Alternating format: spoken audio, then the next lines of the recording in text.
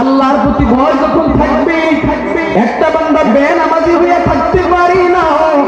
মুয়াজ্জিন যখন মসজিদের মধ্যে আযান দেয়, হাইয়া আলাস সালাহ,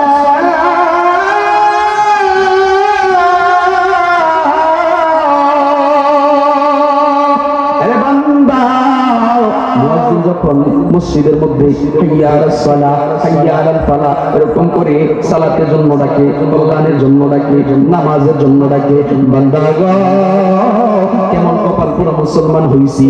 আল্লাহর প্রতি যদি ভয় ডাকতো, ভয় থাকতো, তাহলে মুসলমান গুলা আজান শোনার পরে পরে মসজিদের মধ্যে যাইতো, কাতার পূর্ণ হয়ে যাইতো। জোরে বলেন ঠিক কিনা?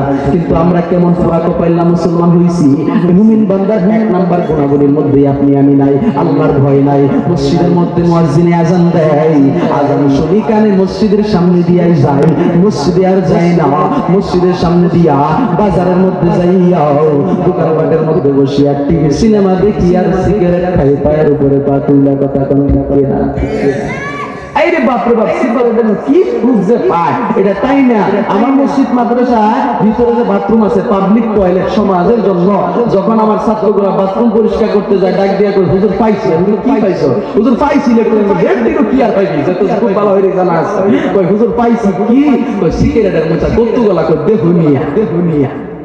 শান্তি নাই তো কোনো জায়গায়। তোরা দেখ দেখতে চাহিয়া বিড়ি করে বিড়ি টানে টয়লেটে যাইয়া, কথা ঠিক কি না? এবার ভুল বললাম? তোরা দেখতে চাহিয়া বিড়ি করে বিড়ি টানে টয়লেটে যাইয়া, তোরা দেখ বাসিয়ে যে উঠলে গাড়ি, এমন জোরে টানে বিড়ি, বাসিয়ে যে উঠলে গাড়ি, এমন জোরে টানে বিড়ি গো, বাথরুমেতে টানলে নাকি বেশি মজা পায়। আরে বাথরুমেতে টানলে নাকি বেশি মজা পায়। তোরা দেখতে চাহিয়া বিড়ি করে বিড়ি টানে টয়লেটে যাইয়া, তোরা দেখতে চাহিয়া বিড়ি করে বিড়ি টানে টয়লেটে যাইয়া, কবরেতে যাবি যেদিন, সঙ্গে নিও বিড়ি সেদিন, ফেরেশতাদের কাছে নিও আগুন চাহিয়া।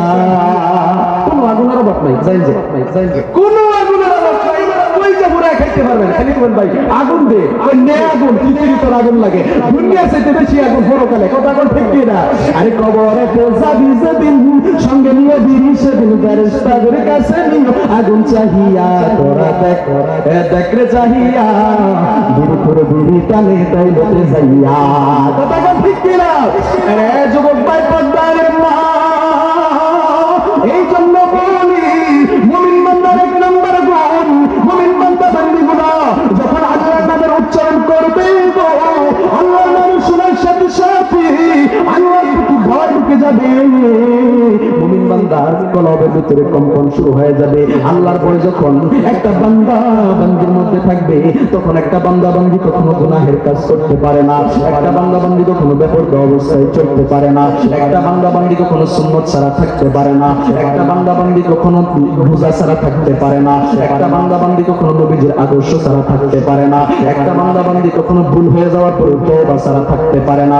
এ পর্দার মা যুবক ভাই বুঝতে বাবাজি, মুমিন বান্দা বান্দিগুলো যখন আল্লাহর প্রতি ভয় থাকবে, মুমিন বান্দা বান্দি যদি অল্প একটু পুরো হয়ে যায়, শয়তানের নফসের মধ্যে পড়ে, শয়তানের ধোঁকায় পড়ে, নফসে আম্মারার ধোঁকায় পড়ে যদি গুনাহ করে ফেলে, বান্দা বান্দিগুলো সাথে সাথে যদি মুমিন বান্দা হয়ে থাকে, আল্লাহর ভয় ঢুকে থাকে, সাথে সাথে গুনাহ করার সাথে সাথে মুমিন বান্দা বান্দিগুলো আল্লাহর দরবারে তওবা করে নিবে, কথা কোন ঠিক কিনা? আর আজকে তোমার আমার ভিতরে আল্লাহর ভয় নাই, আল্লাহর ভয় নাই, মুমিন বান্দার গুনাহগুলোর মধ্যে এক নাম্বার গুণই নাই, আল্লাহর প্রতি ভয় নাই, যার কারণে মুমিন বান্দা বান্দিগুলো গুনাহ করে ঠিকই, মুসলমানের সন্তান হয়ে যাওয়ার পর এত গুনাহের মধ্যে লজ্জিত, এত গুনাহের মধ্যে নিমজ্জিত, এরপরে গুনাহকে কোনো গুনাহ মনে করে না, নিজের জিন্দেগিটাকে আরাম আয়েশে কাটাইতেছে, তওবা যে করতে হবে এই কথাটাও মনে করে না, কথা বলেন ঠিক কিনা? আরে বান্দা তওবার কত দাম জানো নি গো বাবা, ওরে পর্দালের মা, মুমিন বান্দার গুনাহগুলি নিজের ভিতরে ঢুকাও। যদি মুমিন বান্দার গুণটা 1 নাম্বার গুণ তোমার মধ্যে থাকে, আল্লাহর প্রতি ভয় থাকে, তাহলে তুমি তওবা করতে পারবা। ভুল হয়ে গেলেও আল্লাহ রাব্বুল আলামিনের দরবারে তুমি সাথে সাথে তওবা করে ফেলবা।